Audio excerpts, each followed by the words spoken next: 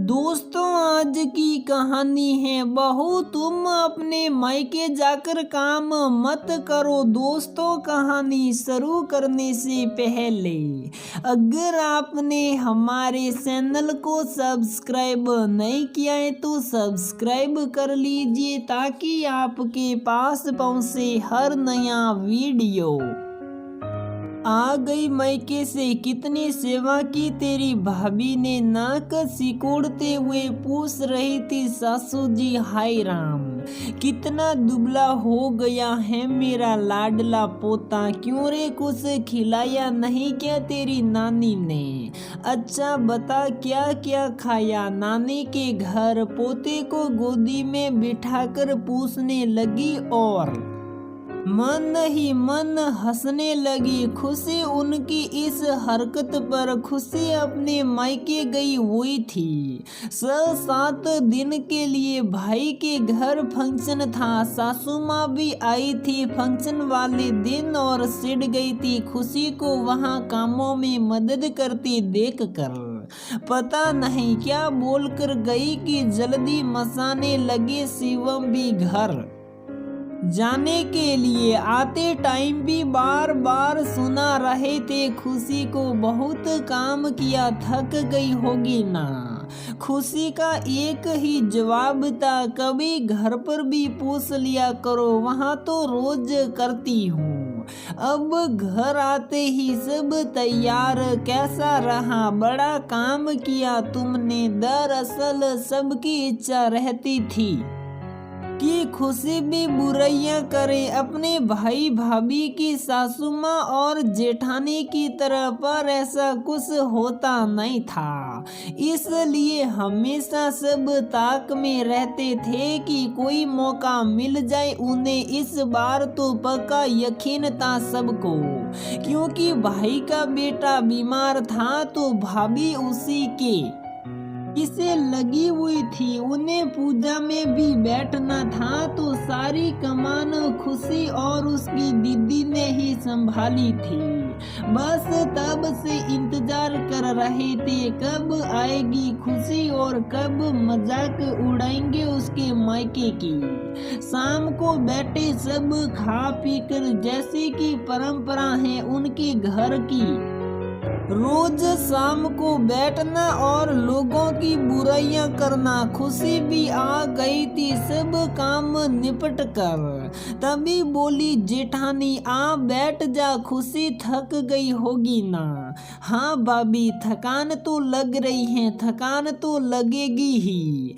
इतना काम जो किया है मायके में, ऐसा लग रहा था जैसे काम करने के लिए ही पहले बुलाया था तेरे भाई ने। सासू माँ ने तीर मारा, ऐसी कोई बात नहीं है मम्मी जी, वो भी मेरा ही घर है, यहाँ भी काम करती ही हूँ, वहाँ भी कर लिया, क्या हो गया? बात खत्म करने के हिसाब से बोल दिया खुशी ने। वैसे भी वो सुबह से चिढ़ी हुई थी शिवम की बातों से। कोई बात नहीं खुशी, हम मना थोड़े ही कर रहे हैं। अब मायके जाए और भाभिया काम न करे तो हमें तो करना ही है।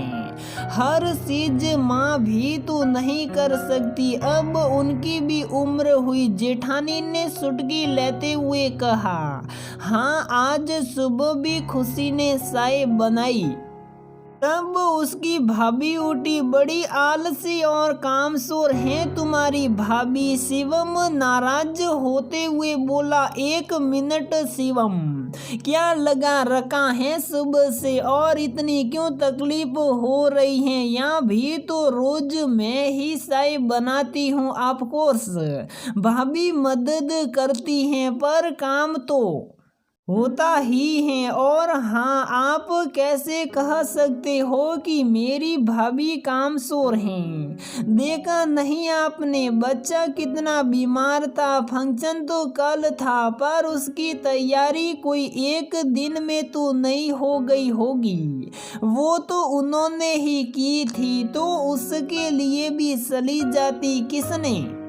मना किया था तुम्हारी भाभी को आराम मिलता। शिवम सिड़ते हुए बोला, हाँ जा पाती तो शायद दे भी देती आराम।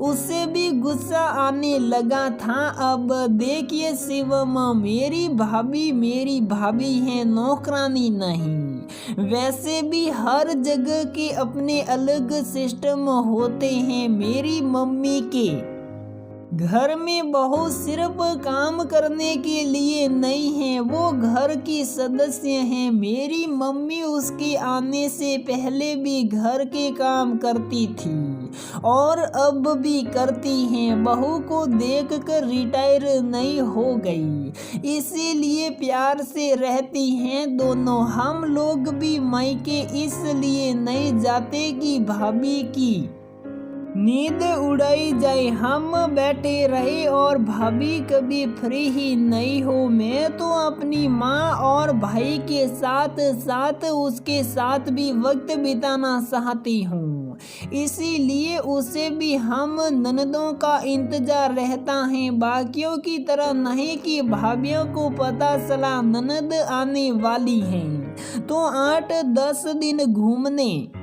का प्रोग्राम बना लेती हैं या फोन करके मुंह पर बोल देती हैं कि मेरी तबीयत ठीक नहीं, बाद में आना। और जो नहीं बोल पाती वो उनके जाते ही बीमार हो जाती हैं या सीधे मुंह बात भी नहीं करती। सास और जेठानी की ओर देखते हुए बोली खुशी, हम तो इंटरफेयर नहीं करते उनके मामले में, इसलिए कुछ नहीं करते। कह देना अपनी मम्मी से, ज्यादा सर नहीं सड़ाए। बहू को सफाई देते हुए बोली सासू माँ, सब्जी काटना या कपड़े समेट देना इंटरफेयर नहीं होता मम्मी जी। इंटरफेयर तब होता है जब हम बिना कुछ ये उसके हर काम में गलतियां निकाले और उल्टी सीधी सलाह देकर अपनी मम्मी का दिमाग खराब करे। उल्टा जवाब दिया खुशी ने, बस अब बंद करो अपने उपदेश। बात हाथ से निकलते देख बौखला गया शिवम।